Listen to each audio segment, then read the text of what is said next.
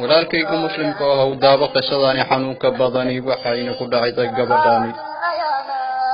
waxay ahayd gabadhaani mid dhiig uu ka soo qulqulo dusheeda markii ay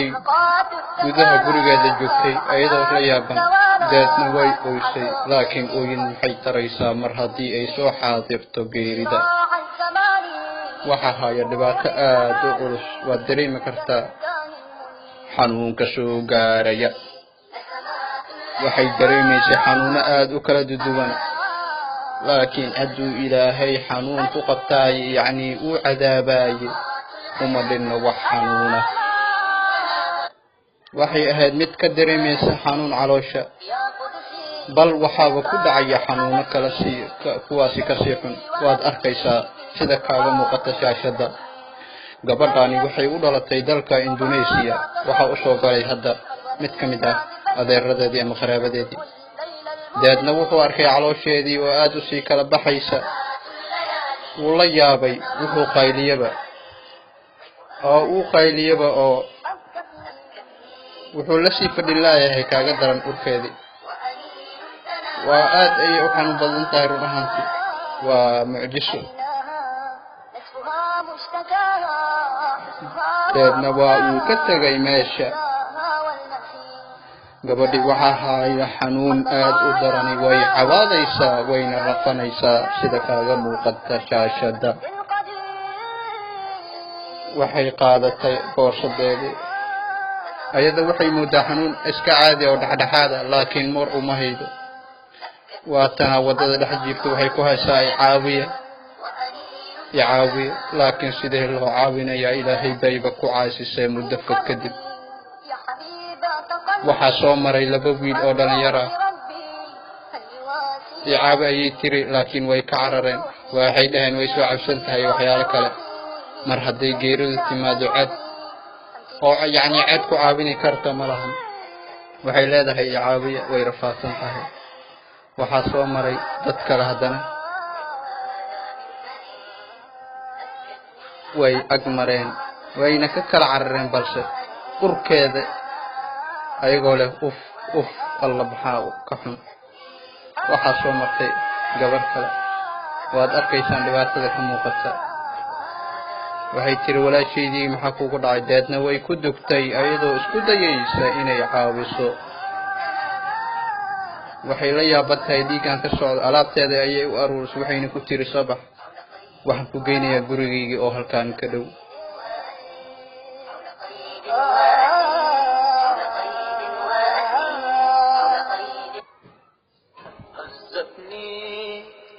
waxaa ka hor imaaday wiilkeedii su'aalo markay isdhaafsadeen kadib waad arkaysaan sida ka muuqato xanuun badanaa geerida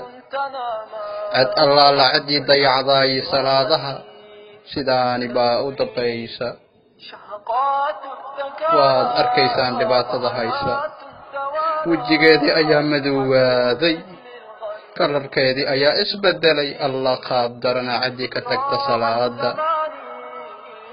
waxaa isbedelay gacmaheedii ayaa la leeyahay wejigeedii wuu isbedelay alla maxaa ka xanuun badan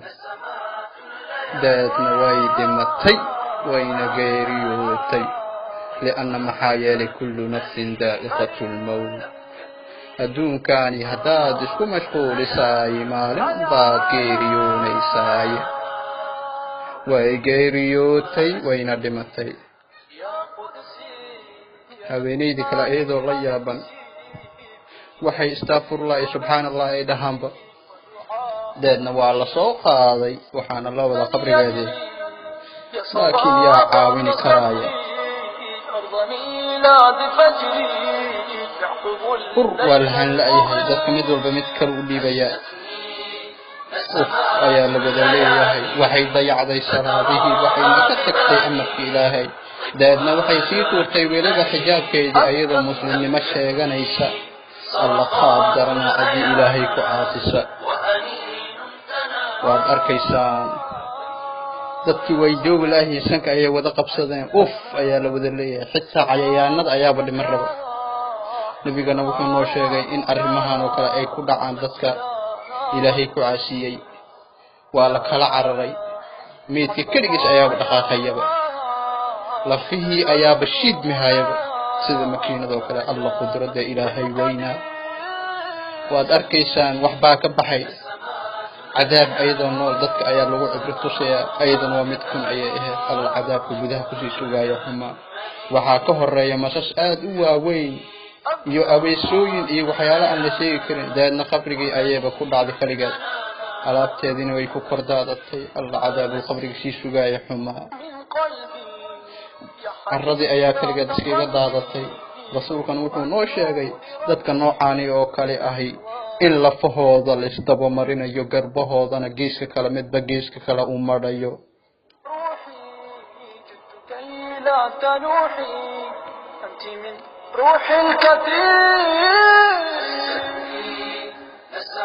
sidaan ilaah ayaa yeela ayuu leeyahay wadaadka sidaan ayaa u dambaysa ku shuba carrada waa la joogi laah meesha ur iyo qaab darro waxaana u imaanaya haddana kaaga daran laba malag waxayna weydiin doonaan camaladeedii walaalkayga muslimka oo haddii uu ku soo gaaro muuqaalkani haddii aad tahay dumari ku dadaal salaadaha xijaabkana dhow haddii rag aad tahayna xijaabka kuma quseeya adiga waxaa un dhowrtaa salaada sidaan ayaa u dambaysa cid walba oo ilaahay ku caasisa ama ha ka tagta salaad ama acmaalo kale salaadaha ugu darnaadka waad arkaysaa wiilkani waa kii hadday dul joogay alla cibro maxay ugu filan tahay intaan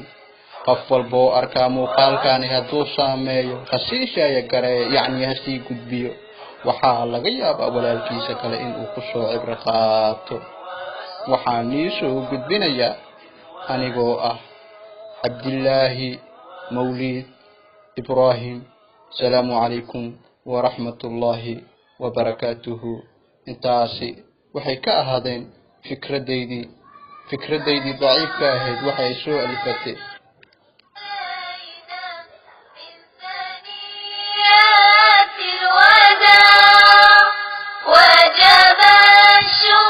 qisooyinkan kugu kasii fara badan haddii aad doonaysid fadlan nalaga soo xiriir lambarka ah